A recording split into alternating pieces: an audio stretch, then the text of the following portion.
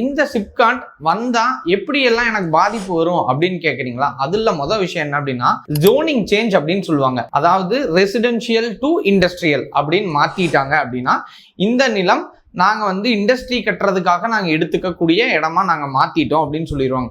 அப்ப அங்க நிலம் இருந்தது அப்படின்னா கண்டிப்பா அந்த இடத்துல உங்களால வீடு கட்ட முடியாது, அப்ரூவலே கிடைக்காது. ரெண்டாவது லேண்ட் அக்விசிஷன் ரிஸ்க் அப்படிங்கிறது என்ன அப்படின்னா அரசு இந்த நிலத்தை நான் எடுத்துக்க போறேன். இப்ப நிறைய நீங்க நியூஸ் சேனல்ஸ்ல எல்லாம் பார்த்திருப்பீங்க, ஏதாவது ஒரு ஏர்போர்ட் வருது இதெல்லாம் வருதுன்னா அரசு நிலங்களை கையகப்படுத்துவாங்க. சிப்காட்டுக்கும் அப்படித்தான். அப்ப சில இடங்கள்ல மேக்சிமம் ஒரு 70% அதற்கான நிலங்கள் அரசு நிலங்கள் பயன்படுத்துவாங்க. அதுக்கும் மேல ஒரு 30% தேவைக்கேற்ப ரெசிடென்சியல் லேண்டை கூட கன்வெர்ட் பண்றதுக்கான வாய்ப்புகள் அதிகம். அப்படி கன்வெர்ட் பண்ணும்போது நம்மளோட மார்க்கெட் வேல்யூ அப்படிங்கிறது கண்டிப்பா கம்மியாகும்.